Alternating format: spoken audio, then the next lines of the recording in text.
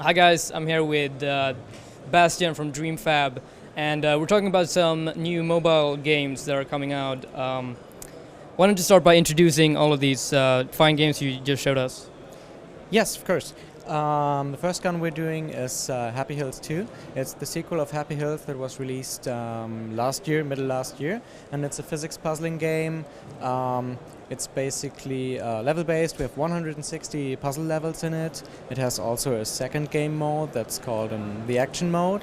It's kind of an interesting mixture of an endless gameplay paired with a point defense. So you start with an empty arena, and bad blocks are going to drop from the sky, and the player has to defend the level with bombing away those blocks until they pile up and you get the game over screen. You can also ease your time with buying power-ups and other cool stuff that make the game more fun. You can have a different run every playthrough if you like to.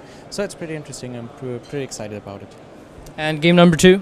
Game number 2 is Monster Plant. You could basically call it an eat-em-up game. You start with a small monster plant that's living on a small hedgerow, and you start up eating your way through the food chain. Every time you reach a certain amount of eaten victims, the plant grows to the next size category. Your victims are going to change, and it's basically kind of an intuitive match game, because you have 3 plants in different colors and you have victims in different colors, so you have to match the correct plants to the correct victims. And it's a fast-paced game. You can customize your plants with cool headgears, for example, if you like to. You can also purchase power-ups in the shops to make the game more interesting in the long run. There will, of course, also be Game Center achievements, and it'll be released also for iOS later this year. So what happens when this plant you're using is growing so big that it's basically can consume the Earth? What happens then? Well, yes, the last stage obviously is the plants outgrow our little planet and go up into the galaxy and start eating up our solar system and all the planets inside of it. And eventually the plants will grow that large that they'll be eating through the edge of the universe itself. And, well, that's a bit of a surprise what happens after that. But you're welcome to try it out. And the last game you're showing off is kind of interesting, kind of role-playing-esque kind of game. Why don't you tell us about that? Yes, that's actually my personal favorite of the games we're doing. It's called Word Wonders. We're developing it with Chimera Entertainment, a small developer in Munich. And it's a mixture of a role-playing game and a Scrabble word puzzle game.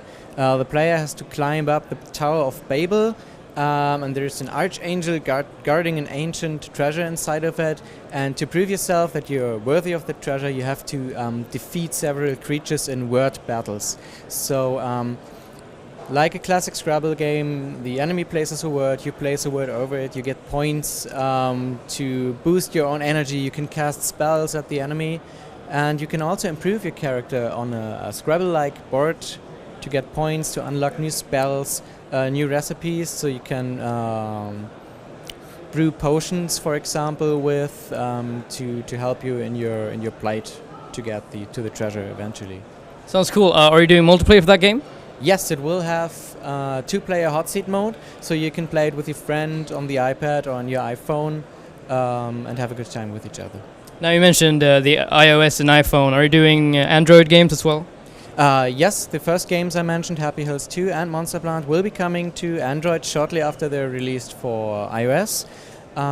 With Word Wonders, we're not too sure yet, but we're obviously trying. Right. So what kind of prices are we looking at here? Happy Hills 2 will be a paid game from the beginning in a lower price range, like maybe 79 cents or 129. And Monster Plant as well will be a paid game from the beginning and will probably be available for free later on after release. Cool. With so many mobile games coming out, how do you make sure you kind of separate yourself from the rest of the pile, so to speak?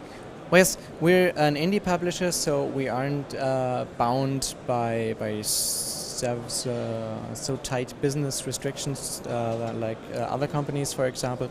And we're really trying to put our heart blood into our games. So we try and think of our own ideas and realize them. We try to make our games really cool and really polished.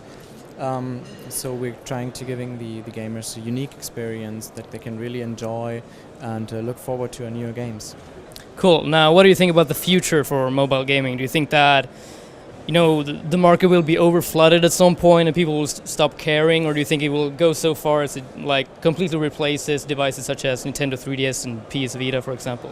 Well, actually, it already is overcrowded. If you look at the Apple App Store, there are like 700 or 800,000 apps and games on it, and you really have to pay attention what you do to get gamers to find your games, and that's really a big challenge.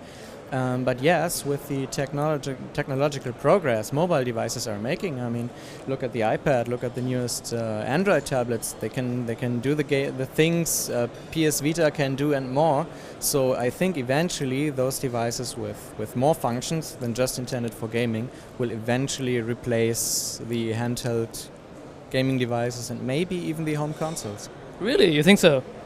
Yeah, well, when I'm remembering the time I started with gaming, I mean, I had like a huge box in my room that could display 3 pixels moving, and now I have that telephone that does things that I wouldn't deem possible maybe 4 years ago. So yes, I have no idea.